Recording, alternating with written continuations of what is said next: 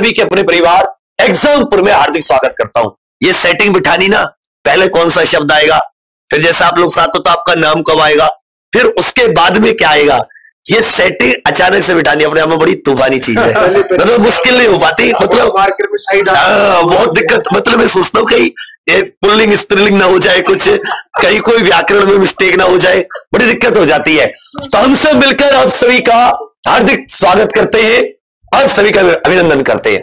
जैसा कि आप सभी जानते हैं कि अब जो एक मेजर वैकेंसी पहली बार तैयारी करने वाले, जैसे बहुत से युवा साथी जो लेखपाल आदि की तैयारी नहीं करते, वो वेट करते हैं कि कब यूपी कांस्टेबल की वैकेंसी आएगी।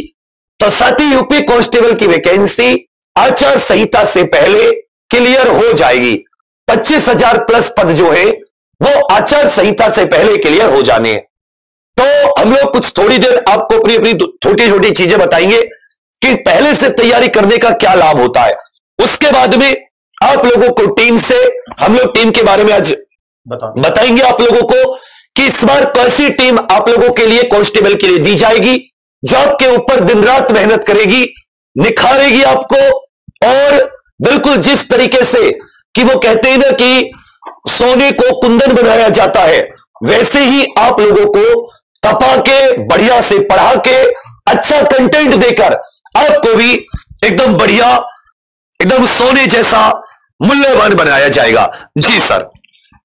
पहले मैं सबसे पहले यूपी कांस्टेबल हो या किसी भी स्टेट कांस्टेबल की बात करूं तो ये भर्ती, इसके महत्व को हम ऐसे समझ सकते हैं कि प्रत्येक राज्य का वो युवा जो शायद ज्यादा नहीं पढ़ पाया, घर की फाइनेंशियल नीड की वजह से 10वीं पास कर पाया, 12वीं पास ही कर पाया, या बड़ी तैयारी के लिए भाई बड़े शहर नहीं जा पाया, जैसे अब तो ऑनलाइन आ गया 2-3 साल पहले, लेकिन 2-3 साल पहले तो चीजें पॉसिबल ना थी।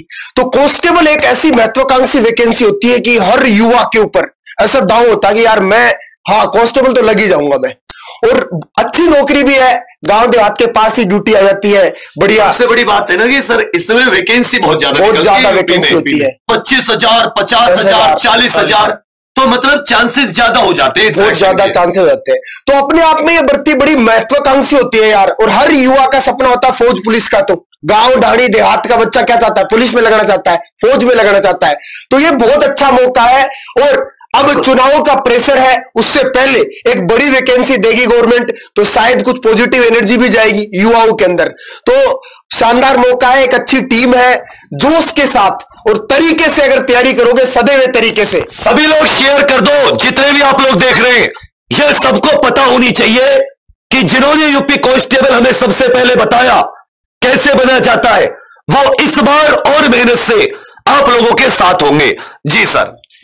देखिए, अगर हम बात करते हैं जैसे जॉब लेने की, तो सबसे ज्यादा जो एक मजा भी है ना, वो अगर हम छोटी एज में जॉब ले लेते हैं तो उसका एक आनंद ही अलग है। जैसे जो ये यूपी अपनी कांस्टेबल वाली जॉब है, इसके बाद जैसे अगर आपने इसको एक बार क्रैक कर लिया तो एक तो सेल्फ कॉन्फिडेंस पूरा बढ़ जाता है, फिर आगे के स्टेप लेना भी आसान हो जाता है। और इस एज में जो बच्चा जॉब लेता है, लाइफ को भी इंजॉय करने का एक समय मिलता है, ताकि बिल्कुल आगे तक का जो आगे का समय होता है, छोटी एज में जॉब लेने का ना तो शादी का प्रेशर होता है। सर अभी में हम मिलते हैं ना बच्चों से, जैसे हम अलग अलग जगह जाते हैं, मिलते हैं, 19 साल का, 20 साल का, 21 साल का, मतलब उसको मैं तो कांस्टेबल बन गया। बोले हाँ सर कांस्टेबल में, मेरी तो कोई पीएससी में कोई किसी में सेलेक्ट हुआ। मतलब इतना अच्छा लगता है कि उस एज में वो कांस्टेबल हो गए जिस एज में बीटेक की फर्स्ट सेकंड ईयर में होते थे। बिल्कुल। चले बताओ, ये अभी क्या है, कुछ समय पढ़ ले, फिर बाद में एसआई वगैरह अपना एग्जाम देना है। अधिकांश एसआई के विद्यार्थी कांस्टेबल ही होते हैं। एग्जैक्ट। तो उससे जो अगर छोटी एज में जॉब लगती है, उससे इतने बेनिफिट है ना, क्योंकि घर वालों का कोई प्रेशर नहीं है कि तू हमें पैसे दे, क्योंकि पापा की एज भी बढ़िया कमाने लायक होती है, तो पापा ही सब चीजों को फुलफिल कर लेते हैं। और उसी के साथ साथ आपको भी प्रॉपर समय मिलता है, फैमिली से कोई प्रेशर नहीं आता। जितना आप कमाते हो अपनी सेविंग भी कर सकते हो, अपने पर खर्च भी कर सकते हो, अपने किताबों के ऊपर, अपने कोर्सेज के ऊपर, चलो थोड़ी बहुत मस्ती करनी है उसके भी ऊपर, मतलब हर तरह का आपको स्कोप मिलता है। तो ये वैकेंसी, अगर मान लीजिए आप यूपीएसआई की तैयारी भी कर रहे हैं, आप किसी भी बड़े एग्जाम की तैयारी भी कर रहे हैं और आपकी एज है इसके लिए, तो भी ये आपके लिए बहुत बेनिफिशियल है, क्योंकि ये आपको इतना समय और इतनी चीजें, रिसोर्सेज देगी ना आगे बढ़ने का। और एक जब एग्जाम क्लियर होता है ना, तो अंदर से मोटिवेशन, हमने अपने यूपी में देखा है कि इतना एसआई की भर्ती के लिए वो लोग एक्साइटेड नहीं होते जितने लोग कांस्टेबल के लिए होते हैं। आप रोडों पे देखोगे शाम 5 बजे से आप सुबह देखिए दौड़ भाग करने वाले, मतलब कांस्टेबल के प्रति दीवानगी है। और वो सच भी है, क्यों? क्योंकि वैकेंसी ज्यादा होती है, सिलेबस छोटा होता है, एक पेपर होता है और जल्दी ही ज्वाइनिंग भी मिल जाती है। ऐसा नहीं कि एसआई की तरह 5 साल वेट करना पड़ता हो, 1 साल के अंदर ज्वाइनिंग मिल ही जाती है। भाई जैसे जो 49,568 वाली वैकेंसी थी उनकी लगभग सबकी ज्वाइनिंग हो चुकी, पिछले साल की वैकेंसी थी वो की, इसी तरह 41,520 वालों की भी होली। तो कहने का अर्थ क्या है कि ये जो बच्चे हैं मतलब कांस्टेबल के प्रति अपने यहां दीवानगी, चाहे पूर्वांचल हो, चाहे आगरा वाला क्षेत्र हो, चाहे अपना ये पश्चिम उत्तर प्रदेश हो, मतलब है यहाँ का बच्चा लगता है। हर जिले में से 1500 हजार सेलेक्ट होते हैं। इसका मतलब हर जिले में से 1500 सेलेक्ट हो रहे, तो हर गांव में से 3-3, 4-4 बच्चे हो ही जाते हैं। बिल्कुल। हमारे यहाँ टाइपराइटर थे वो जो 2-3 लड़के थे, कम से कम देखो, एक उसका आकाश के मौसी का लड़का लग गया, एक अपना ये कप्तान जाने के लिए रेडी है। बिल्कुल। सोचो जो टाइपिंग करते हैं ना अपने यहाँ पे, एक बच्चा एडिटिंग करता था, एक टाइपिंग, दोनों का सिलेक्शन है कांस्टेबल में। यही तो इस वाले जो ये वाला है यूपी कांस्टेबल को लेकर है, इसके लिए एक जुनून अलग से चाहिए भी हमारे अंदर कि इतनी कम एज में हम जॉब लेंगे तो आगे के रास्ते भी फिर क्लियर। और सर दूसरी बात ये, फिर लोग कहते हैं कि मेरा नहीं आया, मेरा इतने से रह गया, मेरा जीके खराब हो गया, मेरा रीजनिंग खराब हो गया। अच्छा 90 दिन की तो पक्की तैयारी चलिए, बिल्कुल। और अगर तुम तब तैयारी करनी शुरू की कि जब तुम्हारा नोटिफिकेशन आया तब तो सबसे मिलते 45-50 दिन, फिर तुम आते जाते हो लुसेंटो पे, इसकी किताब ले लूं, उसकी किताब ले लूं, उसने फिर जाते हो कोई ऑफलाइन, वहां मन नहीं लगा, फिर क्या है कि वही फंस के रह जाते हैं। इससे अच्छा क्या हो अभी से डेडिकेटेड 90 से 100 दिन की तैयारी, एक दिन बाद लो कि भाई इस दिन शुरू करूंगा और 100 दिन बाद ही हटूंगा अच्छे से। सर पूरा सिलेबस भी कवर हो जाएगा, मतलब सिलेबस इतना नहीं होता और इतना अच्छे से रिवीजन भी उसका हो जाएगा। लिमिटेड चीज है, लेकिन वो पहले करके चलोगे। अब नोटिफिकेशन आया उस टाइम पे तुमने उठाया हथियार, तो फिर भाई साहब देखिए इसमें रीजनिंग, और इसमें रीजनिंग के 55 क्वेश्चन आते हैं, मैथ वाला पोर्शन रीजनिंग की तरफ शिफ्ट हो जाता है, और रीजनिंग बहुत अच्छे लेवल की, आधे से ज्यादा बच्चे कर ही नहीं पाते रीजनिंग में।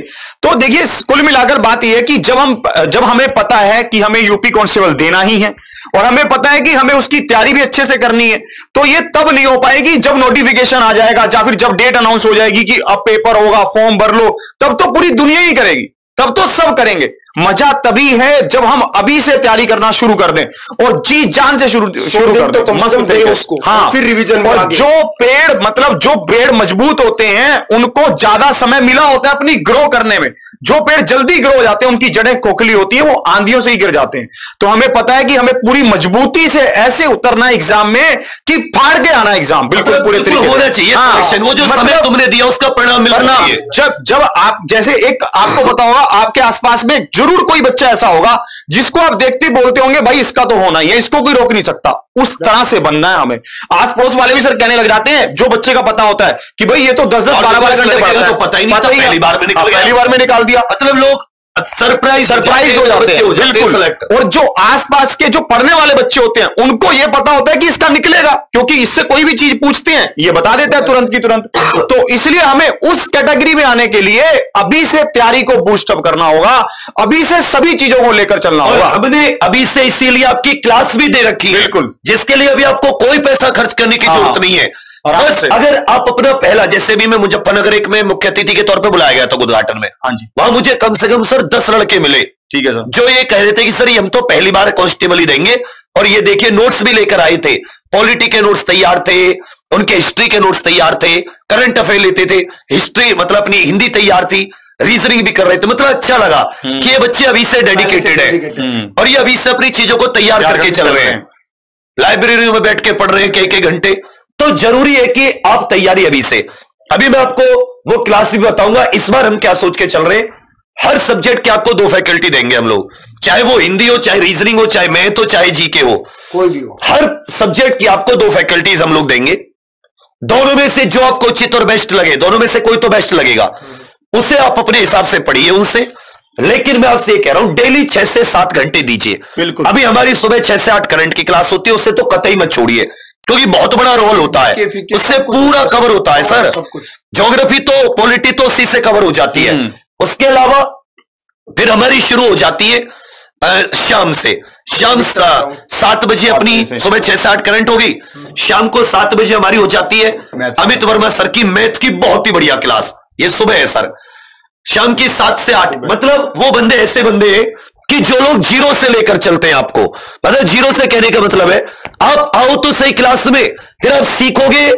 जब वो तुम सीखना चाहोगे तो बंदा सिखाएगा, तुम्हें सिखाते तुम आते नहीं हो।